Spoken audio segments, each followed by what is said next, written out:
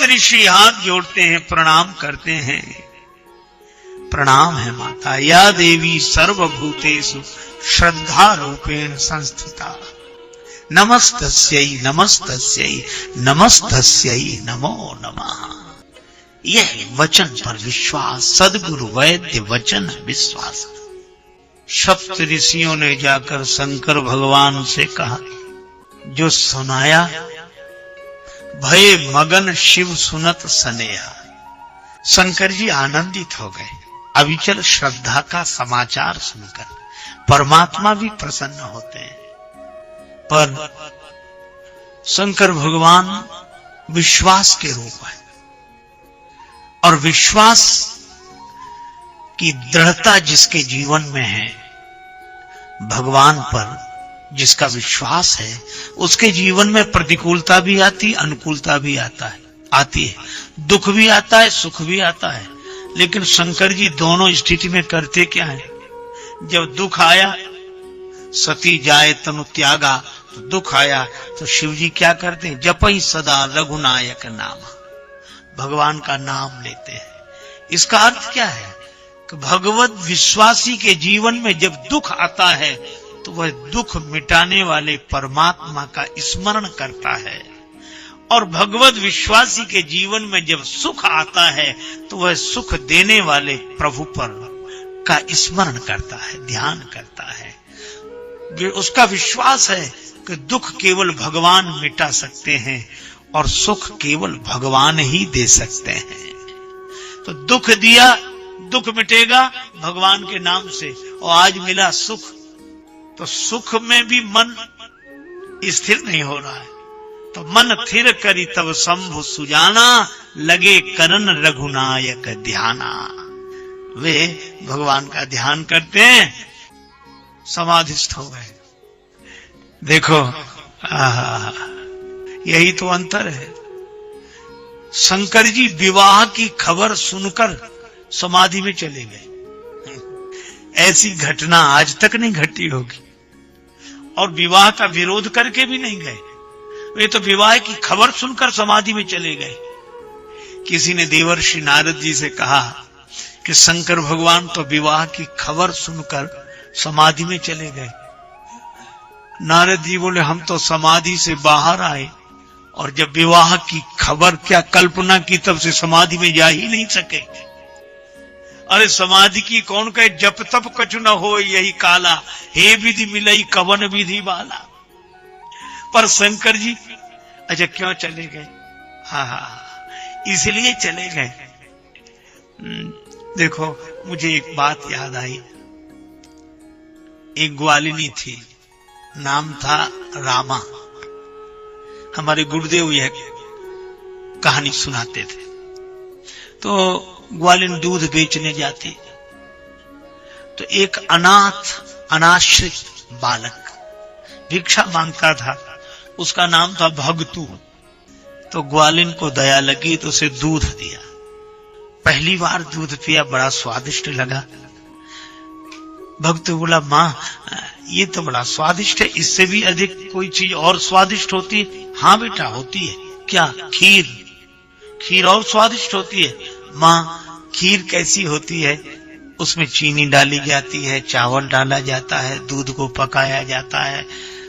भक्तु बोला, माँ दूध तुम दे दो, मैं तो भिक्षुक हूं, कहीं से चावल मांग लूंगा, चीनी मांग लूंगा, आग मांग लूंगा, खीर बना लूंगा। ग्वालिन बोली, बेटा तू इस झंझट में मत पड़, तू मेरी प्रतीक्षा करना, मैं खीर लेकर बनाकर आऊंगी, तेरे लिए बनाकर खीर ले आऊंगी। माँ अगर तुम नहीं आई तो अपना पता तो बता दो। ग्वालिन बोली, विश्वास कर, नहीं तो मोहल्ला मकान नंबर कुछ नहीं बताएगी। नहीं नहीं, तो नाम तो बता दे, और कुछ याद ना रहे, नाम बना रहे यार। अरे बेटा मेरा नाम रामा है। भक्तों ने कहा कि ठीक है, अगर नहीं आई तो नाम पूछते पूछते पहुंच जाऊंगा।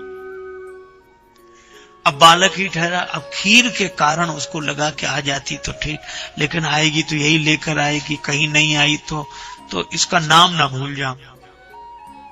तो अब वो बैठ गया बालक निश्चल भाव से, रामा रामा रामा रामा रामा रामा रामा। अब दिन भर करता रहा।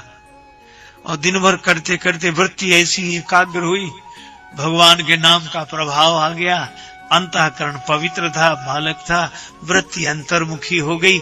ऐसा मजा आ गया इस नाम में, ऐसा मजा आ गया। राम कहने का मजा जिसकी जबां पर आ गया वो मुक्त जीवन हो गया, चारों पदार्थ पा गया। अब तो स्वाद मिल गया उसे, उस परम सत्य का स्वाद मिल गया। आहा, राम राम रामा रामा रामा रामा करते। अब दूसरे दिन ग्वालिन आई खीर लेकर, भक्तु तो रामा रामा रामा। ग्वालिन कहती है, भक्तु बेटा मैं खीर लेकर आई हूं, खीर खा ले। भक्तु कहता, ना मैया, रामा रामा रामा रामा। अरे खीर ले ले। अब नहीं, रामा रामा रामा। बहुत जगाया, खीर के लोभ में लिया गया नाम भी उस परम स्वाद तक ले गया कि अब इस स्वाद की कोई जरूरत ही नहीं रही। जो मोहि राम लागते मीठे, तो नवरस सटरस रस अनरस हो जाते सब सीठे। बस यही है, सुख का स्वाद जब जब मन को पुलकित करे तब उसकी याद करना चाहिए जिसने ये सुख दिया है। और अगर उसकी याद में मन लग गया तो इस सुख की कल्पना कामना नहीं रहेगी, क्योंकि उस परम सुख में ही मन लीन हो जाएगा। इसी का नाम समाधि है। और शंकर भगवान, विवाह हो रहा है, पार्वती जी मिल रही हैं, वधू मिल रही है, पर देख कौन रहा है? प्रभु आप, प्रभु आप। भगवान का स्मरण करने से लगे करण रघुनायक ध्याना, समाधिस्थ हो गए। दुख में भगवान की याद और सुख में भगवान को धन्यवाद, इसे मन भरा रहे, यह विश्वास है। शंकर जी की लग गई समाधि। अब समाधि भंग करे कौन? और समाधि भंग न हो तो तारकासुर अत्याचार कर रहा है। देखो, आपका कमरा खुला हो, आप आंख बंद करके भगवान के ध्यान में बैठे हो और बाहर की कोई सुधि ना हो, दरवाजे खुले हो, तो आपके इस आंख बंद करके बैठने का लाभ दो को होगा, दो को। एक तो आपको और एक चोर को। उसको सामान ले जाने में बड़ी सुविधा रहेगी। आपको परम सुख मिलेगा और उसको सुख मिलेगा कि जब तक ये आंख बंद किए ले चलो, इतना ले जा सको। तो शंकर जी आंख मूंद कर समाधिस्थ होकर बैठे, तो शंकर जी को वह सुख मिल रहा है और एक तारकासुर को फायदा मिल रहा है कि ये जब तक इनकी आंखें समाधि में बंद है तभी तक हमारी आंखें खुली हैं, और इनकी आंख खुली तो हम गए। इसलिए तारकासुर अत्याचार कर रहा है। इंद्र को चिंता हुई तो कहा कि शंकर जी की समाधि भंग हो तब तो वे बहिर्मुख हो। जय श्री राम। दोस्तों, आज की इस दिव्य कथा से हमें एक अनमोल सीख मिलती है। सुख में भी दुख में भी अगर एक चीज अडिग रहनी चाहिए तो वो है हमारा विश्वास।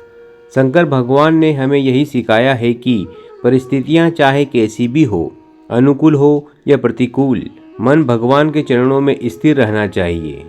दुख आए तो नाम का सहारा, सुख मिले तो धन्यवाद का भाव, यही वास्तविक आध्यात्मिकता है।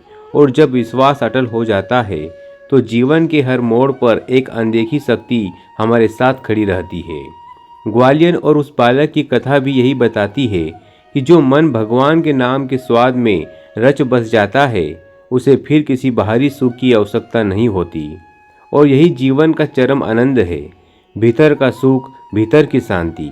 दोस्तों, याद रखिए, माया आपको नचाएगी लेकिन भक्ति आपको भगवान को नचाने की शक्ति देती है। अगर जीवन में भटकाव है, चिंता है, संघर्ष है, अपने भीतर झांकिए, भगवान का नाम लीजिए, विश्वास को मजबूत कीजिए। आज के इस वीडियो को यहीं समाप्त करते हुए बस एक बात कहूँगा, जो विश्वास में जीते हैं वो कभी पराजित नहीं होते। दिल से कहिए, हर हाल में विश्वास, हर पल में भगवान। जय महादेव, जय श्री राम।